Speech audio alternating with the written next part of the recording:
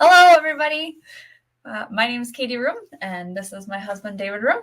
And we're just going to chat about some articles and some interesting conversations that we saw on Twitter and just see where the evening takes us. Let's adjust this a little bit more so he's better in the frame. Hello. You guys are already busy in the chat. Thank you guys for showing up. So we're going to be talking about a couple of articles from Alexander Helene. I have put the links in the description of the two that we think we'll talk about the most. And then if we have time or if we want to, we'll talk about some of the conversation on Twitter about the role of villains and what they should be like. All right. So Alexander Helene posted on his blog, and that's aheleneauthor.com, AHELLENE author.com, about the trend of writing stories as if they were games or incorporating game mechanics into stories, novels in particular. And he talks about his own experience with playing games and enjoying games, and then some of the negative impacts that he sees that video games have on stories when they're used as a mechanism for, or like a method for story structure. For story structure, yeah. Yeah. He talks in particular about it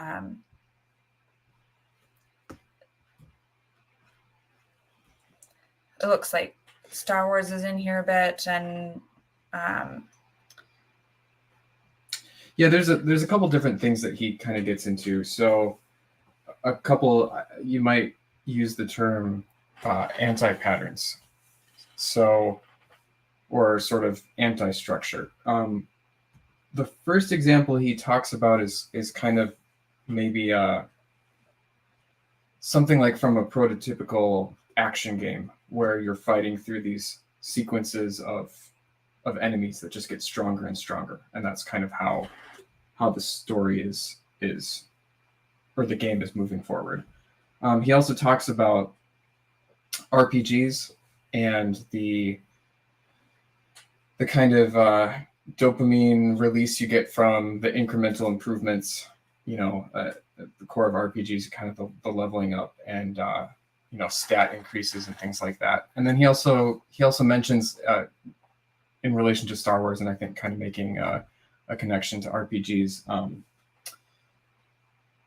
the kind of fetch quest type structure where the heroes are kind of going from point A to point B to point C, and that's sort of the thing that is building the story.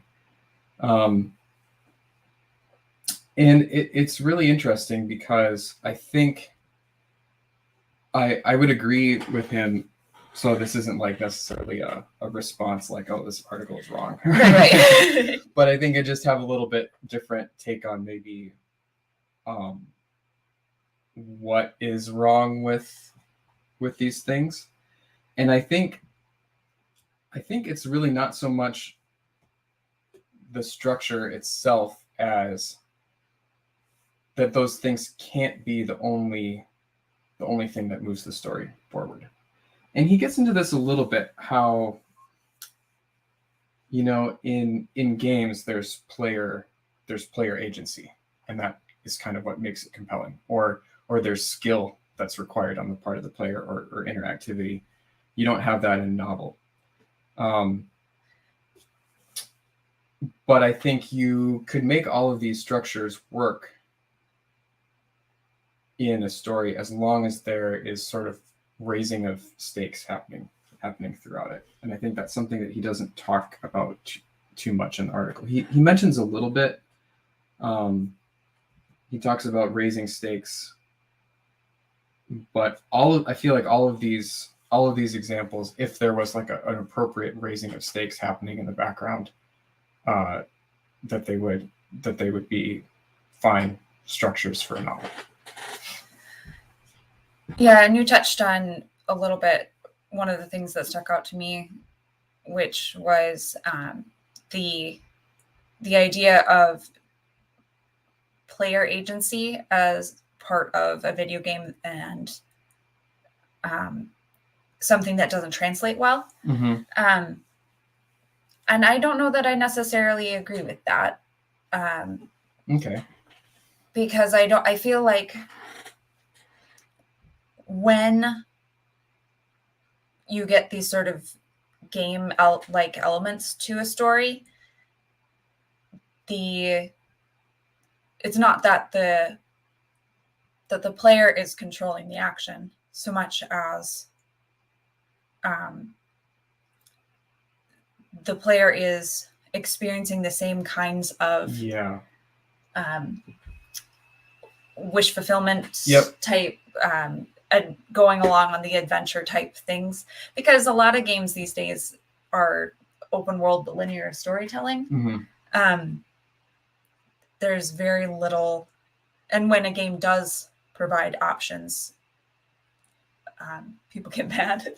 Yeah, well, this is one of the tragedies of game storytelling. Is there's this conversation in game design about how there's this fundamental conflict between storytelling and gameplay, right? Where the better story you tell, it sort of by nature has to be more linear. So you're trading off story for gameplay, basically. There's no way around it. Kind of what you were talking about, though, maybe a way to look at that from the side of a story is the lit RPG stuff. I haven't really read any of it myself, so I'm probably talking on my butt here a little bit. But from what I understand, right, the way those stories work, and a big element of like what moves the plot forward and what makes them enjoyable for the people who read them, is they do kind of capture that sort of increasing of skill or incremental improvements of stats that you have in a game. So, I think something that we forget sometimes is that not all plots have to work the same way, right? Not all plots have to be driven forward by big external personal conflicts or whatever. Literary fiction, there's different kinds of things that move the story forward. And for lit RPGs, maybe that the skillful execution of that feeling of mechanics or game mechanics could move the story forward too. Yeah. Yep. Well, and I think Helene's dismissal of it as a workable novel structure also doesn't take into account how much people enjoy watching other people play games. Yeah. And there is that sense to it. Just an aside here, I feel like speedrunning gets a lot of hate on Twitter. Sure. But it's really cool, and it kind of gets at that. It's sort of cathartic, like, oh man, it's just really cool to see somebody do something so skillfully. So if a book could convey that I could see how that could be really compelling. The other thing is, one aspect of RPG lit tends to be skill trees, mm-hmm. which drive home a sense of choice. Yeah, trade-offs, right? Yes. You, as a reader, you get a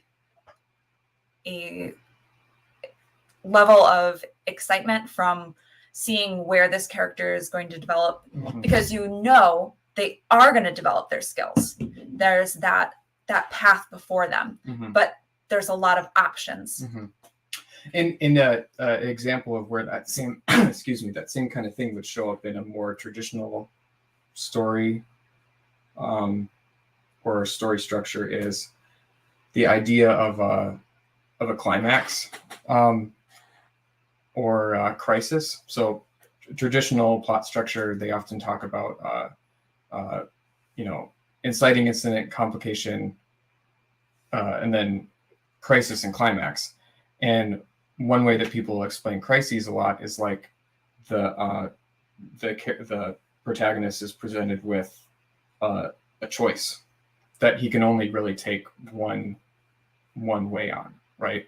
Yeah. It's not necessarily sometimes it's a moral choice, or it can just be something as simple as like, I have to try to solve this problem one way, and if it doesn't work, I'm dead, right? But he has to make a choice, has to take some kind of he has to use his agency to make a decision. So I could see a skill tree. I never thought of this before, but I could see a skill tree as being a way that you could kind of capture that sort of tension of like the hero having to make a choice, and actually use that regularly throughout a story, not just that really pivotal Yes. moments. Yeah. There's that constant self-improvement, constant development that a gamelet provides, that is built into the structure of it. And it can provide humor too.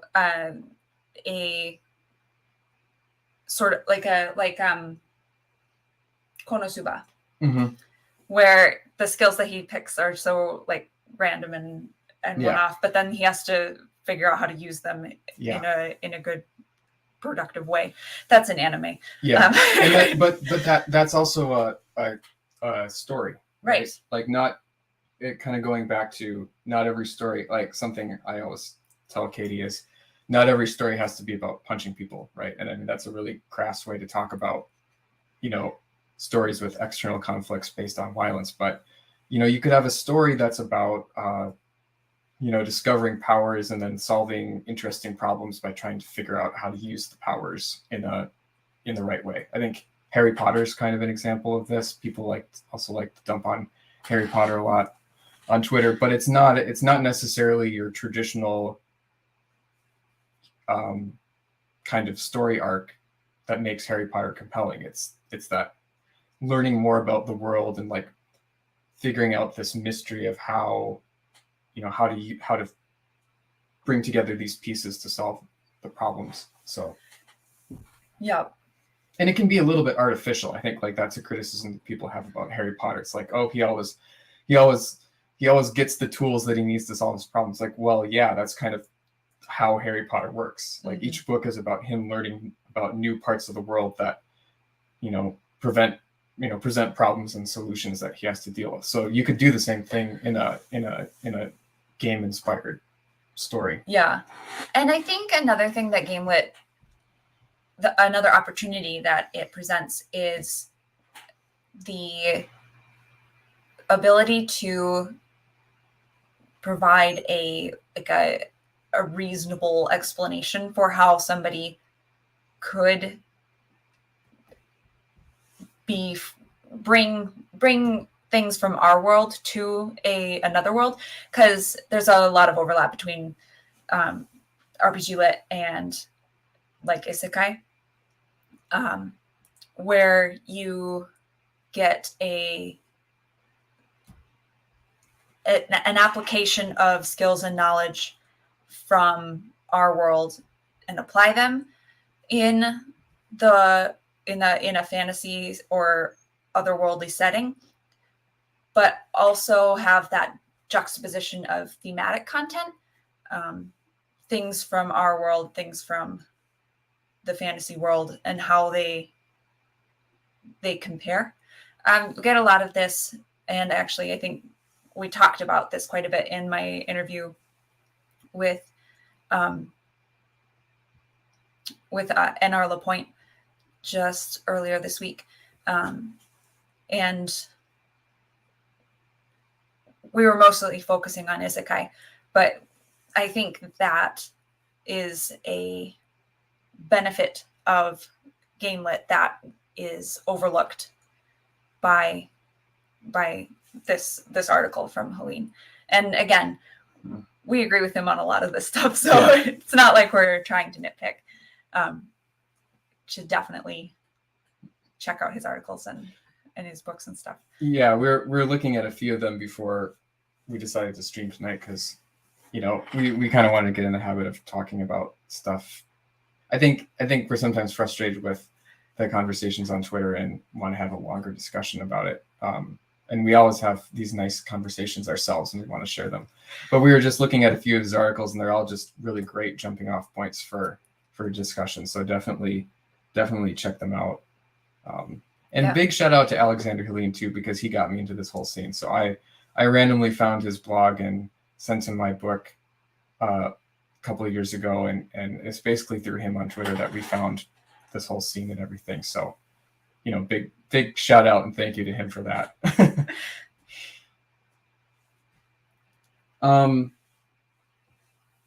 I don't know if there's is there anything more that we wanted to talk about this de-gamification article? I played Chrono Trigger for the story. Yeah, that was so. Maybe just about some of his thoughts about RPGs. So, and I think I did actually tweet about this, but I think it was really interesting in his thoughts about Japanese RPGs. He mainly focuses on how the gameplay elements and that sort of dopamine release of incremental improvements and grinding and stuff doesn't really translate to a story, which I agree with. But he kind of mentions the narrative parts in passing, and then moves on in his first mention, and then later he's kind of talking about the story of Chrono Trigger, kind of more from the gameplay perspective of the story. Because one thing about Chrono Trigger, if you don't know too much about it, it's a Japanese RPG, but there's this time travel, very strong time travel element where you can travel to different times, and it's somewhat open-ended where you can do different things and that affects things in different time periods, and then that also affects what ending you get, and there's a lot of different endings. So Chrono Trigger is a pretty short game compared to a lot of RPGs, but it's got a lot of endings, and it's got this new game plus. It's the original New Game Plus game where you can start over and play through. So he spends a lot of time talking about the gameplay elements and the story in the context of gameplay. But I just wanted to talk a little bit about the story of RPGs. So it was interesting because he says, you know, like, I wouldn't really play these games just for the story. I like the gameplay. And for me, there's elements of RPG gameplay that I like. Like, I like the exploration part. I've never really been a huge fan of like the turn-based RPG battles. I really like the stories. So for me, it's kind of the like the exploration and collecting equipment. You know, like I like spending time to find all of like the super special equipment or things in the story. That's kind of what yeah, Katie's really good at the exploration, and she's also a completionist where she has to open every last chest and stuff. So that's kind of what draws me to RPGs. But yeah, I mean, I don't know if I would play them if they didn't have good stories. I think I've tried playing a few RPGs in the past that didn't have very compelling stories, and I kind of gave up. But I think the stories of RPGs are, especially like these really good RPGs like Chrono Trigger, are worth talking about in and of themselves. And I think they are really good examples of good stories and could definitely be made into novels. Now, there's not enough there in the story usually to make a novel, like especially the older games. There's just not enough space for complete dialogue, and there's a lot of plot holes and stuff like that. So there isn't not necessarily like a one-to-one translation, but the stories of a lot of these games are really good and have a lot of really compelling qualities and a good story structure. Specifically, they're really good at raising stakes. Mm-hmm. One example of a game that does this really well is, well, I mean, like all the Final Fantasy games do it really well. There's, you know, they start out in kind of a simple situation. You think the enemy is one one group and it's a simple conflict or a small scale, and then it just scales up and scales up until you're fighting this person who is going to destroy the whole world or something, and it does it in a way where you sort of believe it the whole time. And I think that's excellent, and I wish more stories could do that. Yeah, Chrono Trigger was the first real video game that I played, I think. I mean, I played on PC and stuff, some things in high school. Not like classic games. But not classic games. That was the first classic game. I have 3 sisters. There aren't any boys in our house, and so my parents didn't get us a lot of like things that I would have enjoyed as a kid, but that were not typical girl toys. So we didn't have Legos, and we didn't have classic games. I played Duck Hunt with my dad once, and that was it. And cried at the end of Chrono Trigger. Yeah, well, Chrono and it's you sort of step back from Chrono Trigger, and it's like, what? This is a really silly sounding story, but when you're in there experiencing it, and you're with these characters, it really feels meaningful. And I think good books do that too.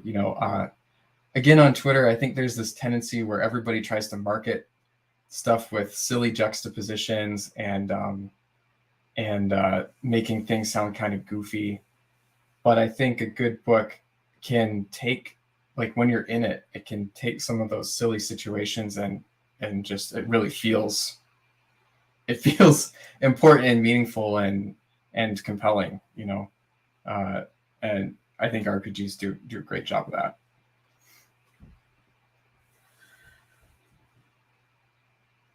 Should we move on to Sledgehammer messaging? Yeah. Article from Alexander Helene. The link is in the description, just like the other. This one, he talks about getting hit over the head with a story's message. And in particular, he's talking about She-Hulk, since that is a recent thing that happened. I have the latest Brand Zero mediocrity. I wouldn't have had any interest in it originally. So I let a lot of it just flow past me. Yeah, we're not Disney Plus subscribers, right. And we don't have anybody else's to borrow, so we don't really watch these shows. And yeah, I don't know. When I saw the screenshots from She-Hulk, it didn't surprise me at all. It's the exact same thing that we've seen screenshot or like image grabs of the latest comics. Yeah. So it's not any big surprise to me.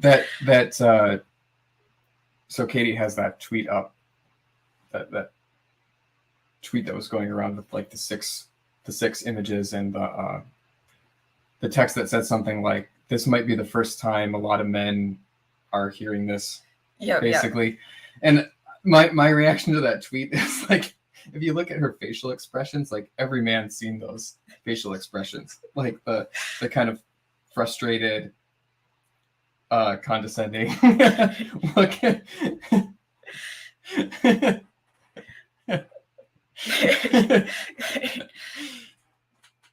Yeah, that the original tweet is, She-Hulk might genuinely be the first time some young men hear women speak candidly about experiences like this. It might not seem like it, but that's hugely important.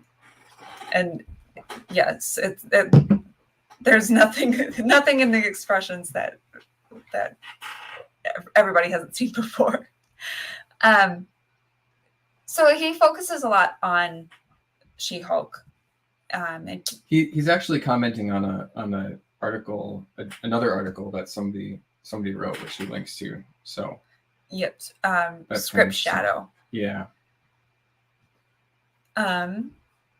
and his main point is about preaching at people during your story. And one thing he says is that it's a turnoff and will actually convince people of the opposite, that kind of stuff. That's part of Carson's point.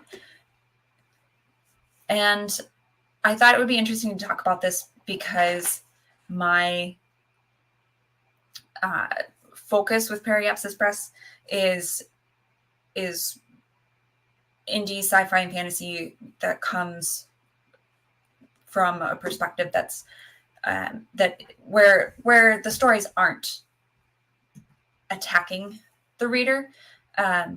You get this kind of dialogue, this kind of lecture in a lot of media, and it's not new. There's everything from directly saying it to just a sort of tone implied disdain for the opposite opinion. Alexander Helene suggests humor as a bridge. Yeah, like specifically if you want to have a character whose views are not the ones that you're trying to advocate, if you want to actually have a character like that preach the way to, he's offering like a way to diffuse that situation and kind of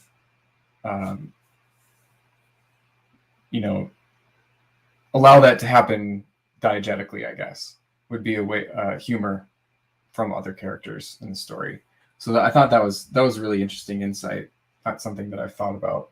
One Brand Zero example of this that I think actually works pretty well is in the Solo movie. There's the feminist robot, and everybody complained about that character, but I think in the movie the robot is presented as this kind of wacky character and is kind of spouting this feminist message, but all the other characters kind of have a sort of dismissive reaction to it. So I think actually that's an example of this being done pretty well. I mean, I know a lot of people didn't like that character and have other problems with the movie, but that maybe is actually kind of a good example now that I think about it of doing this.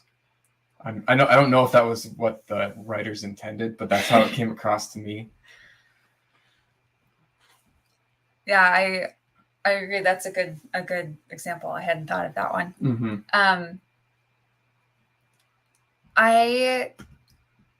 Nothing comes to mind as readily as that for me. I do agree with his point about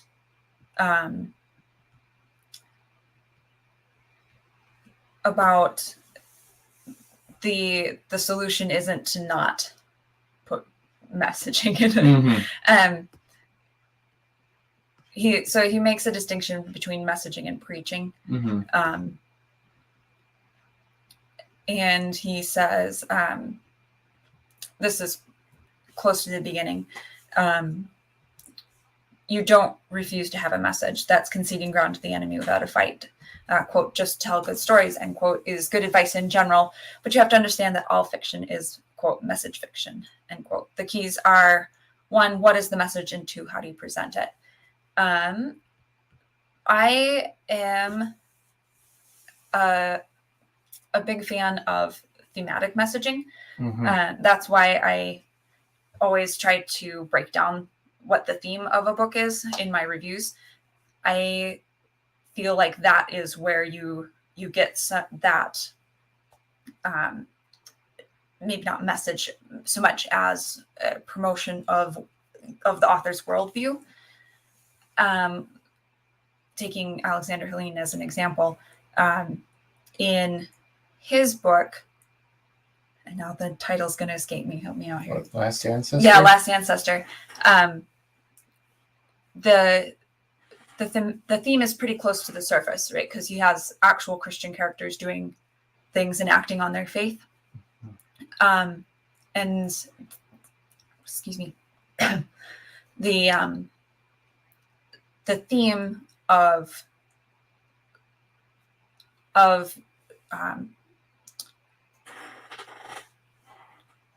not just being passive with your beliefs comes in layers. So there's the main character, and then there's the main character's best friend, and they go through parallel situations and develop in their beliefs and their faith. So I guess my point is that kind of messaging goes down a lot smoother than stated in dialogue. A counter example would probably be your typical Christian fiction where there must be a conversion. Those don't flow so well. And I think part of that is because conversion is the work of the Holy Spirit. Yeah. and a miracle where it's much, much harder to make it a perfectly logical progression of listening to the right arguments and working it out in your head. And it's inherently a little bit unrealistic because, from a Christian perspective, even when you're converted, doesn't mean that you sort of turn into a perfect person right away. Even people who have that kind of conversion experience concept of salvation still make mistakes afterwards and still struggle with things. So I don't know, it might make a good story structure wise for that specific genre, but it's not something that I think is going to speak to other people or people who kind of want stories that are a little bit more realistic in how they handle characters. I don't know. Yeah. I was going to mention another way that themes, a sort of thematic messaging can go wrong is where you just have the characters say the themes too. So, I think the way themes should work, and I mean, this doesn't have to be the way they work, but I think my ideal for how themes work in a story is that the sort of circumstances and plot of the story should kind of converge on things sort of implying the themes, but they shouldn't really be stated explicitly. And it also shouldn't seem like there's this kind of deus machina pulling the strings to make the characters do the things on theme either. It should just flow naturally from how the characters are interacting with the plot. It's very hard. I think it's really hard to do right. That's like what's so hard about this. And it's easy to criticize things that get it wrong because it's hard. It's really hard to do it right. But what's really disappointing is when you have a story that sort of does it right, but then they also feel the need to put the themes in the characters' mouths to make it obvious. The example I always cite of this is the movie Interstellar. One of the most disappointing movies I've ever seen. I know a lot of people like this movie, but it's like, if I remember right, I've only seen it once because I didn't like it. But it's like about a half hour into the movie, one of the main characters, they're having this conversation on a spaceship, as people do, and one of the main characters says a line something like, what if love could reach beyond space and time? And they're like, okay, there it is. There's the theme. And the rest of the story, it plays that out in the external plot in an effective way. It's like you didn't have to put that in the character's mouth. You could have let the audience figure it out. I think this is a really common problem, especially in movies. And some of that I think is just because they're kind of made for the lowest common denominator. Yeah. So I think sometimes writers get afraid that people are going to miss it. Yeah. And overplay. And I don't think there's really a problem with people missing it, right? I think a good story should kind of stand on its own and should have a compelling plot, whether you care about the themes or not. But if you want to try to figure out what the themes are, that should be there too. I think that's what makes a good story, is kind of things working on multiple levels. You know, the characters are behaving in a realistic way. There's an interesting setting. The plot is compelling, and then the meta at the most meta layer, there's some interesting themes that are being presented.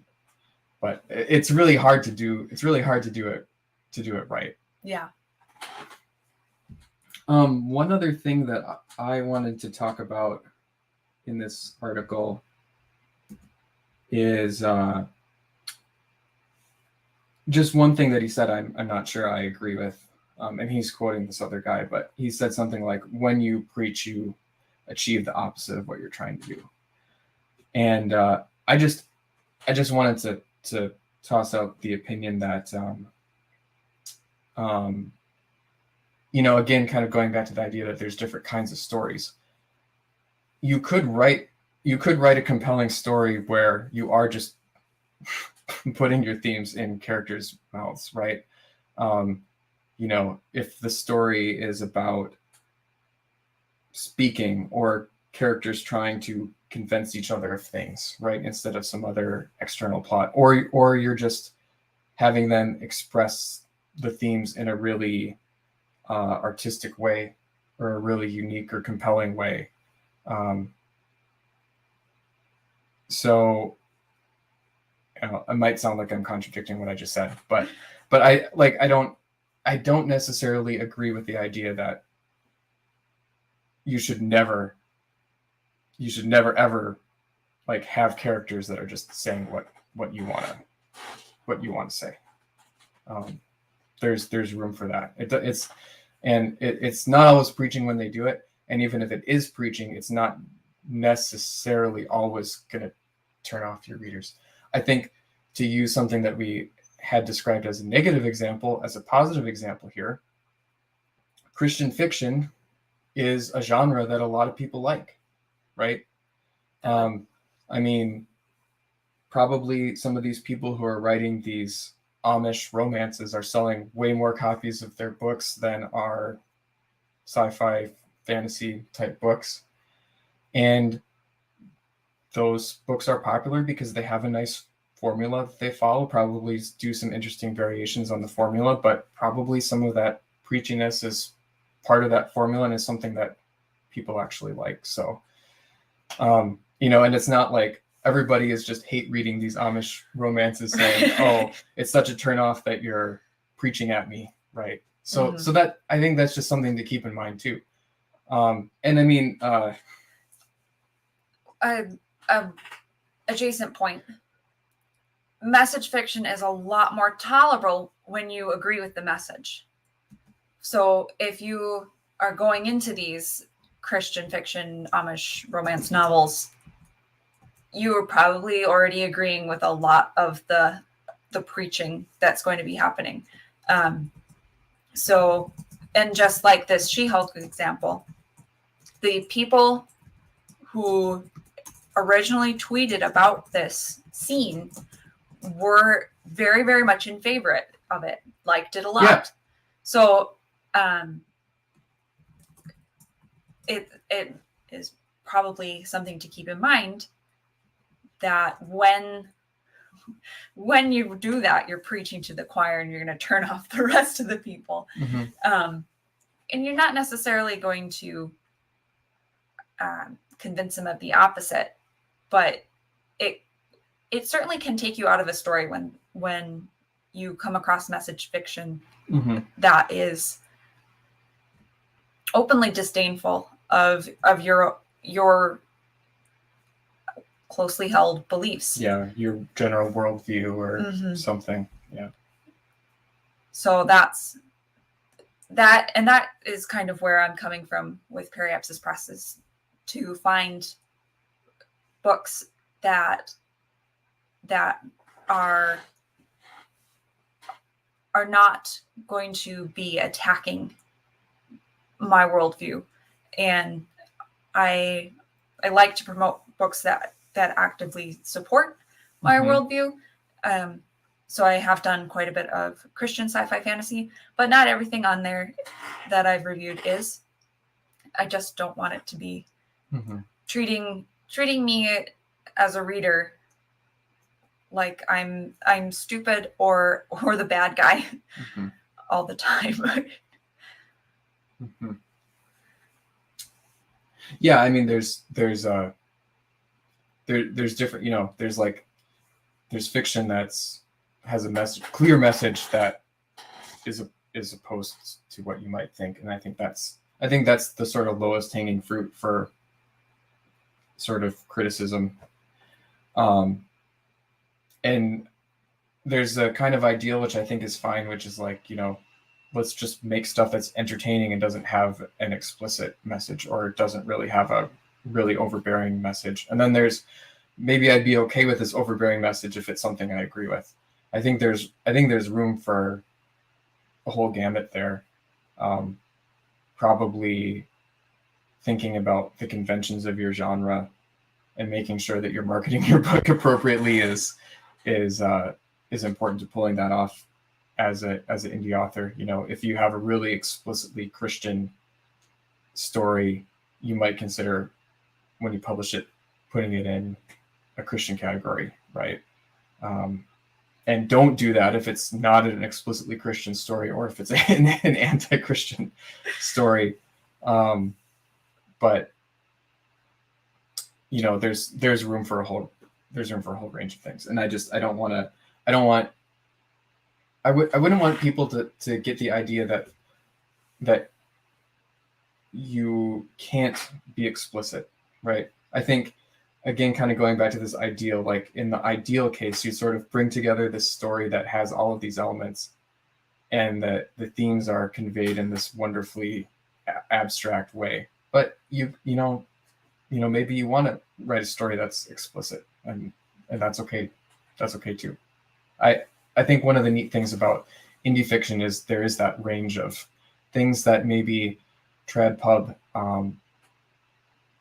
you know, they don't want to touch, or it's weakened down, or it's those kind of hard edges, or things are just edited out and smoothed out. So I think there's room for all of it. Yeah, I agree. Would like to talk about this a little bit because it made me think of something. Patrick mentions how, like, when the preaching goes sort of expressly against what we see in the story. Yeah, that's a problem. Yeah. It made me think of I don't know if it's the last or the latest episode in Sandman from Netflix. I did a stream about the show a couple weeks ago now. And then they released another episode that was like a two-parter. The first part is about a cat, and it's all in really awful CGI. The second part was a really, really interesting little short story that sort of mirrored the first episode, in that a sort of supernaturally other, not human character was held captive against their will by an individual who was not the original person who captured them. But the main character was an author who had writer's block. Oh, geez. Here we go. And the captured individual was one of the muses. And it was fascinating to me how they portrayed his character, because he was clearly not a good person. I think there might be 2 good people in the entire show, maybe, if we're being generous. He's holding this woman against her will, locked in a room, but he's portrayed as being actively progressive. He says over the phone about to somebody who is like an agent about talking about a movie adaptation for his book. He said there needs to be 50% people of color and women. And there were a couple of other dialogue things like that I just wasn't sure what they thought they were doing with that. It really the whole show was so very progressive and diverse. And then this character who is not a good guy, who is hiding behind a facade of feminist allyship or whatever, is disingenuous, and although he's not technically doing anything illegal because she's not she's not an actual person, she's a muse. Oops, sorry. He's not a good guy, he's a bad guy. And that conflicting messaging was really the thematic messaging and the point that I felt like they were trying to make with the show were conflicting. That really, I wanted to talk about it, and so now I have. Yeah, I think this is another pitfall, right? When you use these things just as a club, right? Then if they don't like mean something, then it's not going to work. And I think that's a big problem in a lot of these situations where I think there's kind of an obsession with making interesting characters, and even like anti-heroes or interesting villains or things. But then or like just another example of this is how like everybody has to have like a different sexuality or whatever. And I think whether things align with your religious beliefs or whatever aside, if you're going to do that, like those things have big implications, right? They have big implications for what your values are, how you behave, what your goals in life are. And sometimes that's just lost. It's like here we're just like making this character interesting for the sake of being interesting because they have this quality and this quality and this quality, but it just has nothing to do with the rest of the story and is, it's like it should be a theme, but it isn't. So that's you have to be careful, I think, when bringing in those elements, because if you kind of bring them in too strongly, people are going to expect them to mean something. Yeah. And meaning can just be as simple as it has an effect on the external conflict, the main plot of the story. Right? It doesn't have to be some crazy like psychologizing or something. Right. It should have an effect on how the characters act and what they do in the story. Yeah, a lot of the thematic messaging in the books that I have reviewed, a lot of them tend to be just simply, you need to take responsibility for your behavior. And that just comes through the actions and the consequences that are lined up for the character. Mm-hmm.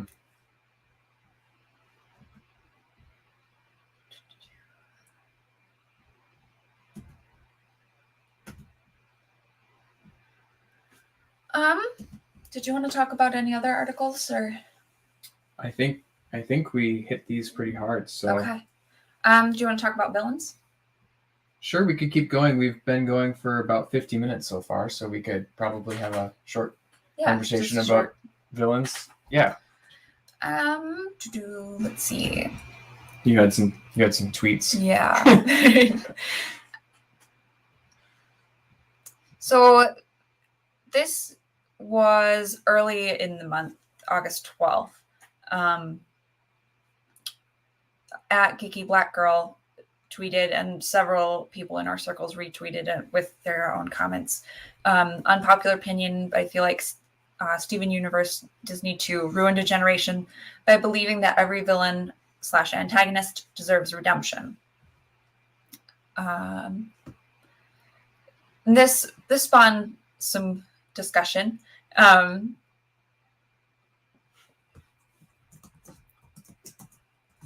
Isaac Young at, oh goodness, HARISEL 575-11397 said, I think the problem goes deeper than that. It's not that modern fiction finds the scrap of good in the most ardent sinner. It's that modern fiction does not know what evil is. Villains are always justified through a sympathetic backstory. They always excuse themselves. Cave to the Cross podcast. Shout out. The Legend of Korra had villains that were interesting because they had a point, but balked at the follow through. Parentheses, like most of the show. And what a disaster of a show. Oh gosh. Draco Knight, or at Draco writes 7. Fiction needs a better class of hero and villain. The latter part gets ignored, but depending on what you are writing, who the hero opposes can make or break the story. Plus, they can be fun to write as well. And I believe we have several of you in the chat, so this should be fun. Do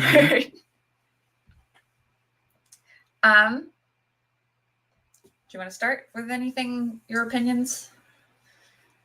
Yeah, I mean, I definitely agree with the general sentiment. I think there is a danger of sort of an overreaction, though, right? Where, you know, we don't want villains to be sympathetic, so we just go full opposite, and every villain is like Satan, just Satan incarnate, and just pure evil. And I think it's important that the villain should at least have like identifiable goals and like reasons for doing what they do. So I definitely agree that unsympathetic villains are good, but you should just still make sure that there's sort of like a reason to the things they do. This is really important to the story too, because if I think a lot of stories involve heroes kind of coming into contact with the villain, they show up a little bit and then they might disappear, then they come back, and like each time the protagonist maybe gets a little bit better understanding of what the villain is trying to do. So the protagonist at least should be able to understand the villain's motives. So yeah, I mean they need to have motives. If they don't have motives, that's really bad. And I think that I guess just I like to be evil as a motive, but I think it should go deeper than that. Yeah, I agree. Something that came to mind for me during this, like looking at these tweets, was the idea of like parallel villains. That's not the right word, but like lawful evil and chaotic evil. Mm-hmm. You see this a lot with stories that sort of go off the rails later on. I love this. I was hoping we'd bring this up.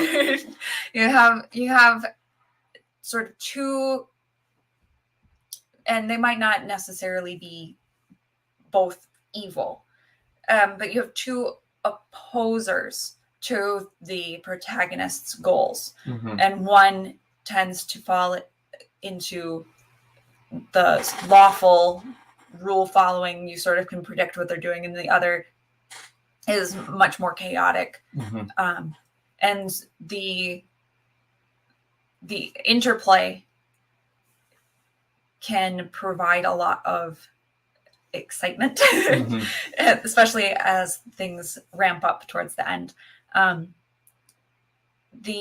it's important that they both have their motivations. Like, you can get away with the chaotic evil guy being a little less put together in his mental thinking, but the goal should still be clear. Yeah, there's so many examples of this. I just think it's a hallmark of a good story when this happens. And they can sort of be in different roles too. So sometimes the villain that's like the actual major threat to the protagonist is the more lawful one,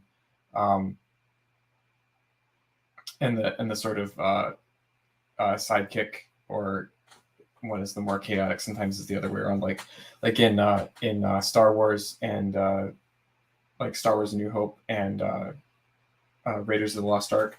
You have like the Empire or the Nazis, and then you have like the chaotic like Gestapo guy, like Darth Vader is in Star Wars, where he doesn't, you don't quite understand how he fits into the hierarchy, and he's got these weird occult beliefs. And then you have a similar character in Raiders of the Lost Ark, the weird his actual Gestapo guy, the one that gets his hand burned when he grabs the burning hot medallion in the snow. And sometimes it's the other way around, like in Japanese RPGs do this really well, where like in Final Fantasy VII, you have Sephiroth, who's kind of the principled, sympathetic villain, but he's actually sort of part of this bigger plan of this evil ancient space alien called Genova, she's kind of manipulating him, and he's kind of manipulating her, but she's much more chaotic and a cosmic horror kind of villain. But it's just always interesting and lots of layers. And I think this is to kind of bring it back to this discussion of villain motivations. I think having these different kinds of villains can help you tick some of those different boxes, because you could have, they let you have, okay, maybe here's a villain that's more sympathetic, where here's a more pure evil, chaotic kind of villain. And if you tried to cram, those are all sort of important qualities to the story, right? Like if you have a villain that's too chaotic, it's too hard for the main characters to figure out what their motivations are. It's hard to drive the story forward. But if they're too sympathetic, then that runs afoul of this problem that we're talking about. So having multiple villains allows that all those elements to work without having to cram them into one character. And it also can allow the problems that the protagonist faces to be less all the responsibility of one villain. They can trade off a little bit, which will shake things up as far as pacing and keep things moving without always hard hitting on one plot line, which is something that I enjoy. Oops. It can create mystery too, right? Yes. The just kind of going back to something I said before, that you can have the more ordered villain, so the protagonist can understand, but then there's some mystery in understanding what the chaotic villain is doing. An example of this would be in the H.P. Lovecraft story, The Dunwich Horror. You have Wilbur Whatley, who's like I mean, at least sort of appears to be an actual person, and he's doing these things that are obviously bad, that the heroes kind of interact with, and eventually they kill him. But the whole time he's been kind of, spoiler alert, he's been raising up his brother, who's like this actual, like, legitimate, totally freakish, invisible monster. And that's the mystery of what he's doing with his brother is something that kind of moves the story forward. And then the battle at the end is against this more cosmic horror, chaotic evil type monster. Yeah, I guess going back to the idea of sympathy and redemption, a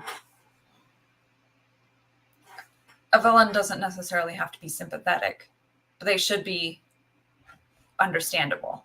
Yeah. We should, and he's evil and wants to watch the world burn is a perfectly acceptable, understandable position. I feel like it's not mine, but I you know, it is taking a thought that we all have at one point or another. I just hate everything, and taking it to the absolute extreme, right? Mm-hmm. So we understand even those kinds of characters. They don't have to be tugging at our heartstrings. We don't have to wish them well. There are plenty of antagonists like that I have enjoyed, but the idea that because they are sympathetic means that they should be redeemed and shouldn't face the consequences of their actions is probably what is actually the problem with the current sort of anti-hero trend. But does that ever actually happen? I don't think it really does. I feel like usually what happens is you have some evil character who sort of becomes sympathetic, then sort of redeems themselves and then dies in the process. So they don't actually have to face the consequence of their actions. Yeah. My MCU knowledge is fuzzy here, but maybe Loki. He was so well liked that they brought him back and made him more. Yeah. Like, I think a good example of this in recent stuff is, I believe, I haven't seen Star Wars Episode 9 yet, but I believe that's what happens with Kylo Ren. Sure. Yeah. So, and I mean, you see this in other things too, and I think some of the reason for doing that too is, like, it just makes a good story, right? We all like self-sacrifice, and I don't know, it's not very much fun when a character you like has to go to prison for life, right? After they've maybe become good, it's easier to kill them off. Or like Darth Vader in the original Star Wars trilogy, right? He dies killing the Emperor. Yeah. I think my examples tend, like both of those examples that we came up with, tend to be, there's an element of physical attraction that makes it the audience is not just sympathizing with their position so much as they are also attractive and they want them to succeed on some level. Mm-hmm. Well, and I mean, just not to talk too much about Kylo Ren, but I think he was like the most compelling character in the Disney Star Wars trilogy. You know, I think people don't like that fact, but I think it's a fact. So I think they had to do something sort of positive with him. Yeah. Right? It was kind of inevitable. But yeah, I mean, sort of attractive is a good way to describe it. Like, you know, charismatic, compelling, Yeah. Maybe that's a better way to describe a villain than sympathetic, right? Yeah. It's a Yeah. more it's a more active. It's a more active way for the villain to be than just be like, oh, I feel like sympathetic is kind of like, oh, you feel bad for him because of things that were out of his control that happened to him. Right. When it's really more, it's more of an act of persuasion on the villain's part. Yep. Yeah.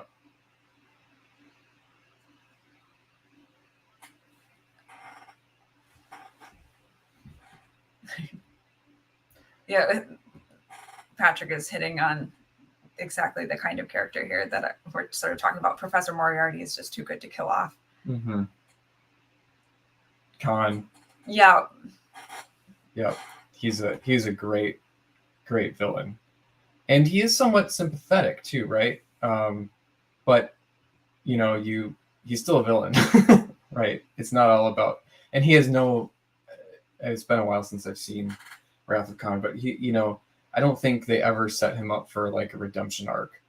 That's not, people don't like him because they're like, oh, I sort of see that he's going to turn into a good guy or something. He's very charismatic and attractive in that way, but he's not, there's like never any chance for redemption for him. This kind of touches on, William Rankin just mentioned tragic. That's a good word. Yeah. Tragic, not in the sense of like necessarily just tragic things happen to him, like just tragic, but like a figure in a tragic, like a tragedy. Yeah. His trajectory in his fate is unavoidable. But you feel he's trapped in his path by his own machinations. Yeah, he's actually active in it. Yep. Yeah. And this kind of touches on the idea of a villain being sort of charismatic and attractive. Touches on another conversation that I occasionally see on Twitter about evil being ugly. I think a lot of it comes from a lot of my Catholic friends who like things to be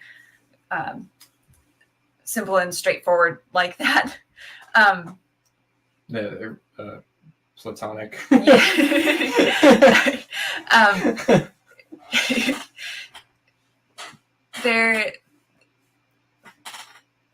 There should be both kinds of villains who are openly evil, and we don't need to know their backstory. We just need to know that they're trying to destroy the world, and they can be evil and they can be ugly and they can be horrific.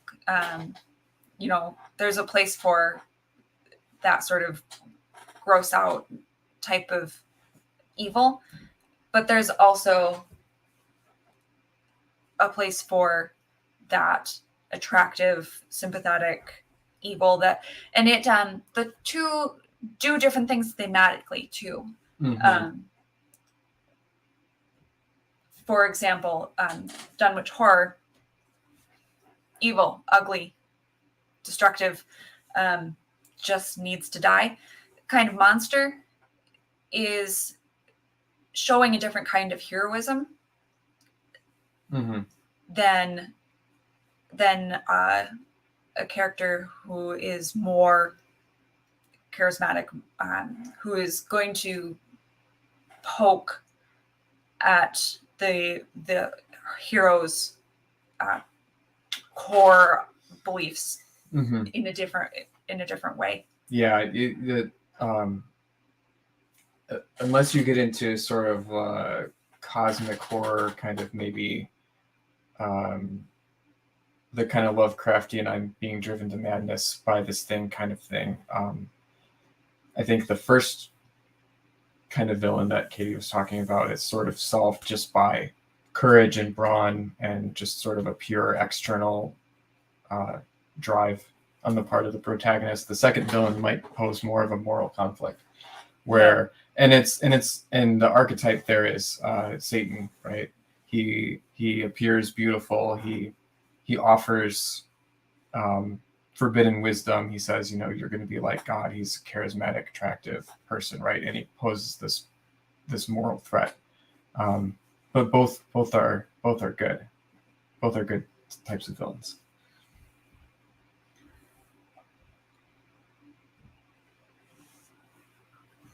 Oh, yeah. William Rankin mentioned Color Out of Space as an interesting villain. Sure. I think The Color Out of Space is probably my least favorite Lovecraft story. Not because it's not good. I think it's really compelling. It's too much for me. It's kind of disgusting. I mean, the Color Out of Space villain is like pure. For people who aren't familiar with the story, it's like this meteor crashes in this well, and basically it just sends this farm and the people who live on it just into decay, like to the point where they just start dying and going crazy. And it's like the villain of Color Out of Space is like it's like entropy. It's like senescence. It's like getting, like, we're all afraid of getting Alzheimer's, right? Like that's the villain of Color Out of Space. A very like a man against nature kind of story. It's not really personal. But it's very disturbing on that level. I kind of prefer more personal battles, but it's a great villain in that sense. It sort of personifies maybe some really deep fears about entropy and death and things like that. Yeah, different villains attack different fears. That's probably a good way to talk about it.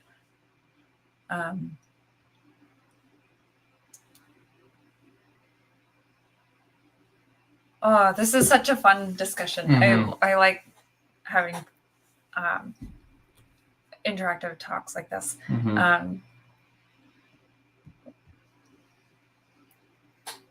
What was there something you wanted to comment on TJ's that you showed? I don't know. I just think that they're good points, and I'm not sure that I have anything to add to them.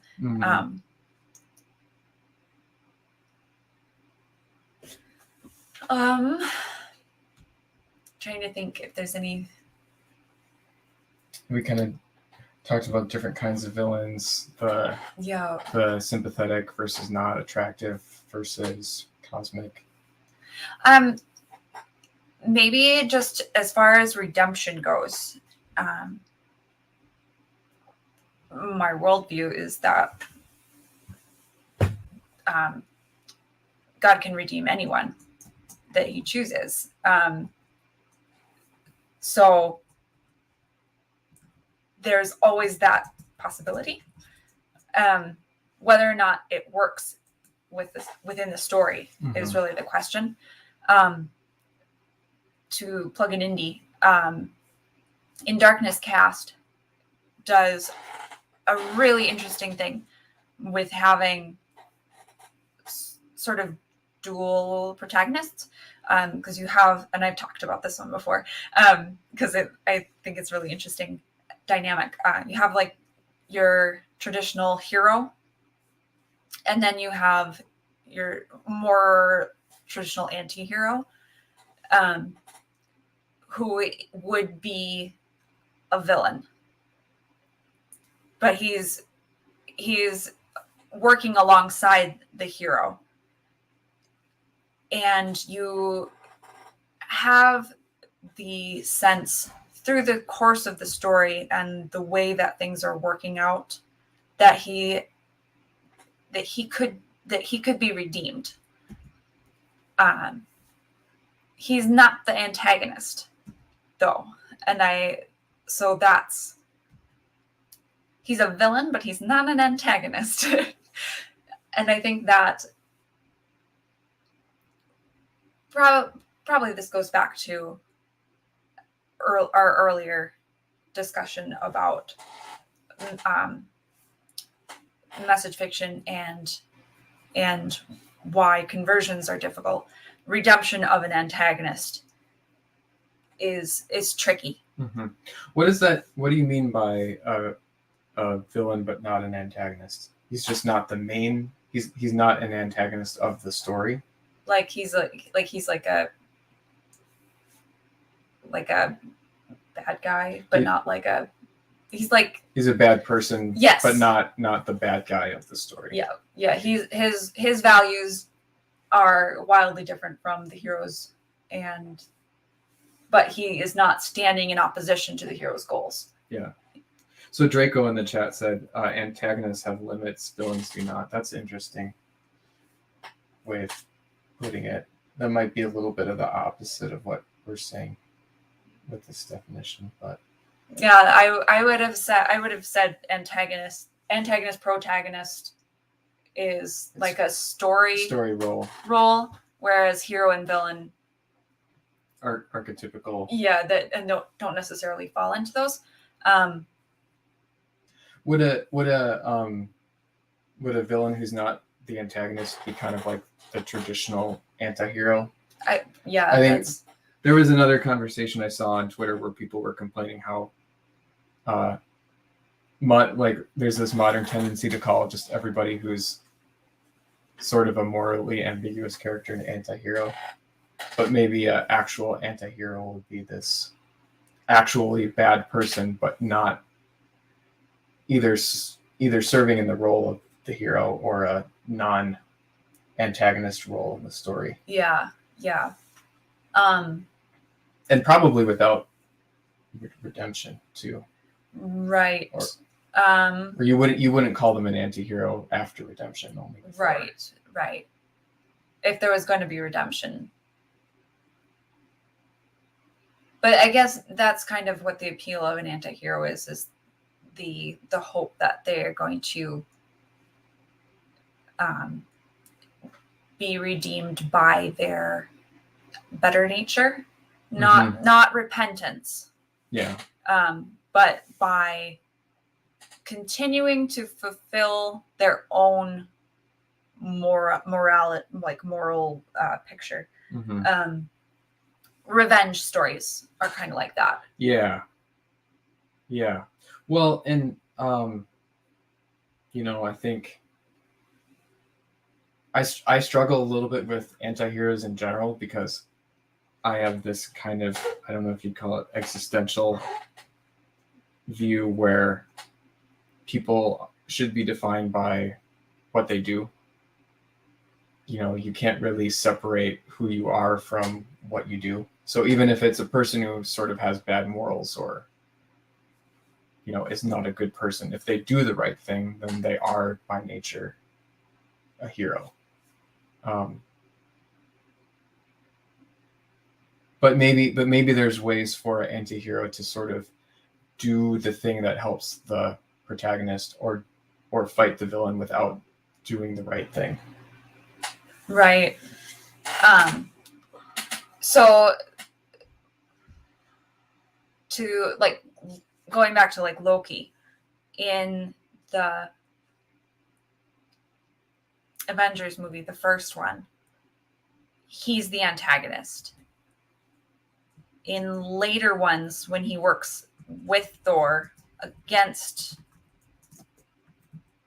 it's been a long time since I've seen these movies, against the bad guy. I have no recollection of this, to be honest. I would call him a villain or an anti-hero.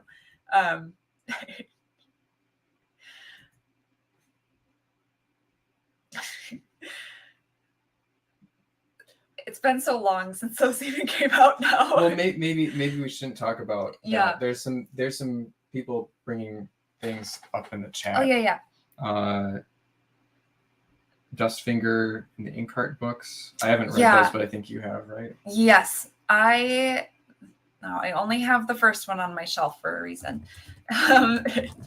But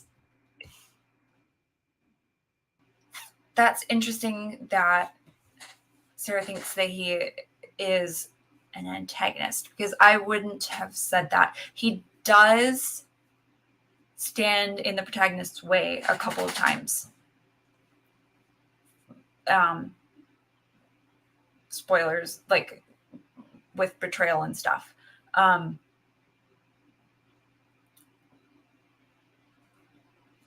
Ultimately, see, and now I can't remember. He goes in the first one, he goes back to the book, but he's been sort of redeemed in the sense that he's repented of that betrayal, because it bit him in the butt, not because of any actual moral realization necessarily. Somebody, Al Dente, brought up Gollum. Sure. Now, I think, I don't know if destroying the ring is the best example, because Gollum didn't even intend to destroy the ring. So, right, because it's not even that he did it with the wrong intentions. He didn't intend to do it, but aside from destroying the ring, I think Gollum is a good anti-hero or antagonist, because he's helping, or not antagonist, Villain. but villain, because he's helping the main characters, but he's definitely doing it for the wrong reason. He's the whole time he's thinking, I'm going to eventually be able to take the ring, right? Not the whole time, but his motivations begin selfishly and end selfishly.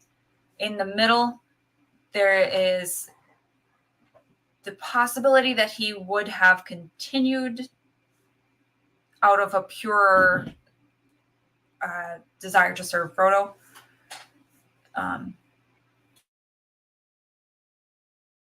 And is that, I mean, that's in the books, kind of made a cartoon version of it, but yeah.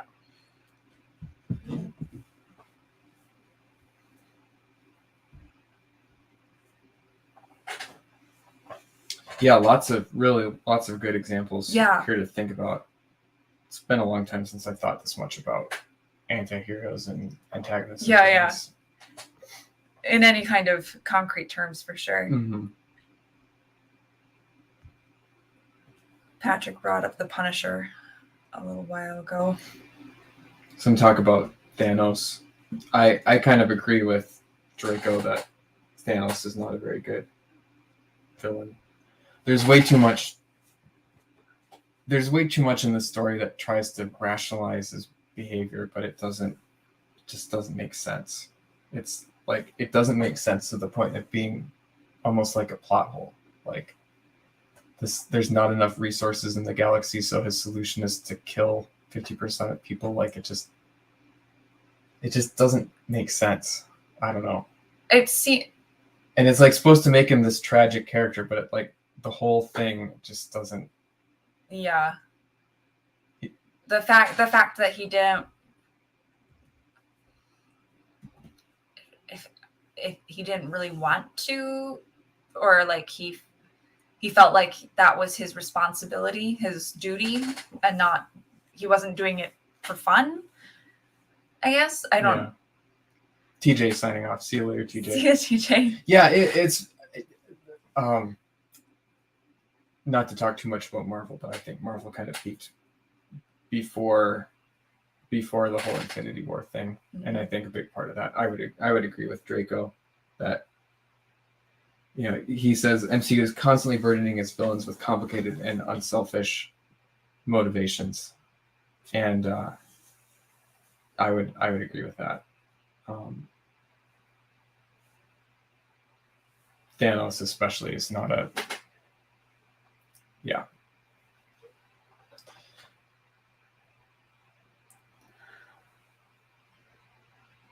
a much more compelling villain would be somebody like Mysterio from the Spider-Man Far From Home, where he's kind of got this revenge thing, but he's also just a really sick person, like a really chaotic, selfish, nasty person. I think, yeah. So he would be a much better example of a good villain, where he's got like a clear motivation, but is also just not a nice person. Mhm. As soon as you realize that he's the villain, spoiler alert.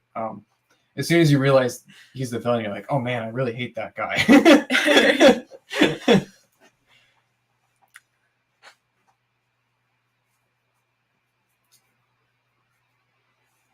Yeah. Okay. Okay. Yeah. Makes sense. Yeah. That's it. That's an interesting way to define it.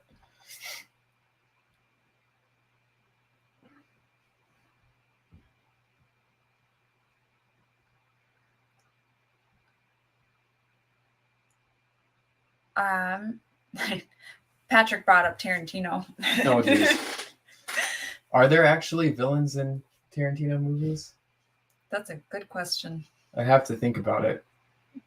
Now, do you mean villains or antagonists? Well, okay, so there's probably antagonists in some of them, but I don't know if they're really even antagonists or villains in our favorite Tarantino movies. Like Pulp Fiction, is there really are there really antagonists in that movie? I don't know. Yeah, that one is so. I mean, other than maybe it's so episodic. Other than maybe somebody like Zed, or the cool thing about Pulp Fiction is like you sort of sympathize with everybody. Yes. And actually, I kind of feel that way about Kill Bill too. Yeah. They're neat stories because you have all these characters in conflict, and you do actually sympathize with everyone.